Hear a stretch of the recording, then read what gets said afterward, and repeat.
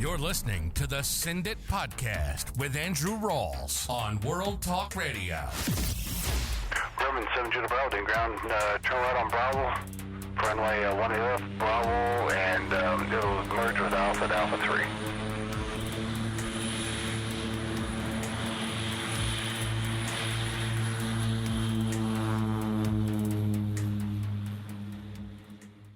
It's just a piece of useful information based on some knowledge that I've gleaned over the last couple of years of being involved in skydiving. When it comes to wind conditions, you don't want to be at the mercy of Mother Nature at all. I know there's a saying out there that goes, nobody was ever hurt sitting on the ground as opposed to going up and skydiving. It really is true. You know, I think at a lot of these drop zones, when the winds get up above 17, 18 knots, or if they're gusting really bad, say it's over a 10 knot spread, they'll say, well, we'll allow people to go up, but they have to be C or even D license holders. And they do that because the tandem instructors, from a business perspective, they don't stop operations unless it just gets really, really bad. And again, a lot of it depends on the landing area and the drop zone, where you're flying at. But I just want to advise listeners, and particularly those, who have an A license or student jumpers, whenever you see your best flyers at a drop zone not going up, even at Skydive the Ranch, people don't jump when winds are coming from the north, right? So north-south winds are particularly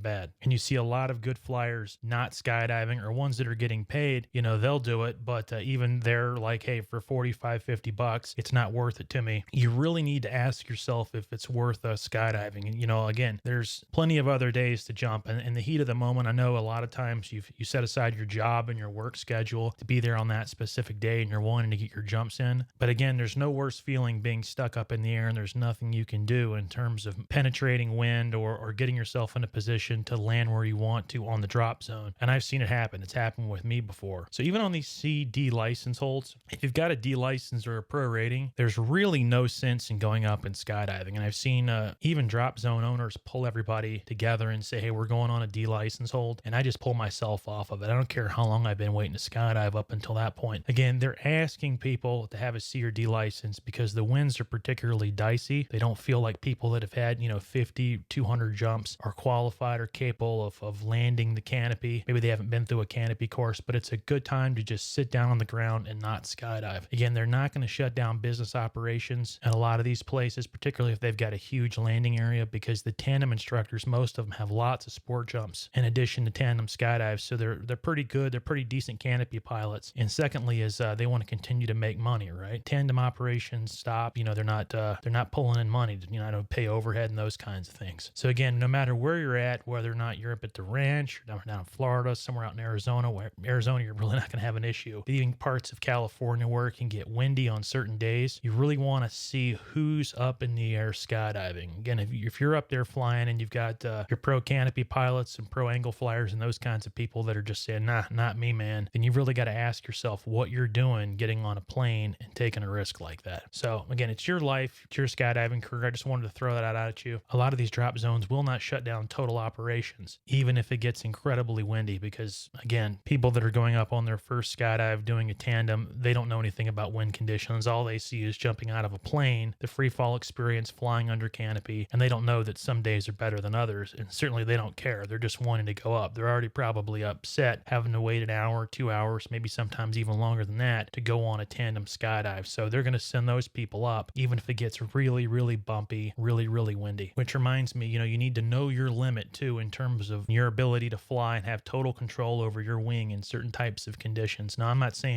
should always sit down when it's below 14, 15 miles per hour. I think there's something to be said for going up and experience how it's going to be, flying a pattern and you have a strong tailwind, or maybe you're going to be forced to land into a crosswind and you get blown over. Maybe it's a situation where, it's a little bit gusty and you get to experience what it's like to fly in turbulence and the importance of speed and those kinds of things. I think gusts are one of the things that I typically watch out for. Again, it's a 10 mile an hour spread, meaning that you're okay if it's gusting from 10 to 15 miles an hour, but anything 10 to 20 plus is something I typically stay away from. So, the gusts can be dangerous. But again, if you're being told that the drop zone's going on a C or D license hold, I would probably just sit that one out, especially if the rest of the day looks good or the weekend's got nice weather. It's just not worth the risk. So you do you. That's what a lot of people say, but hearing from me that if a lot of your more experienced canopy pilots, if they're not jumping, and you see a lot of the videographers and tandem folks going out and continuing to do so, it's because they're being paid, and this is a business operation. As always, blue skies and fly safe.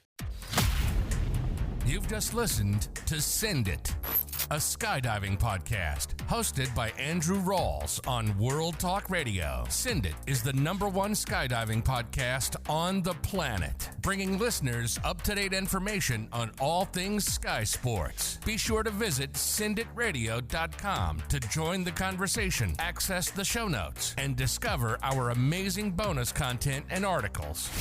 If you enjoyed this episode, we'd love for you to subscribe, rate, and give a review. Until next time, 3, 2, 1.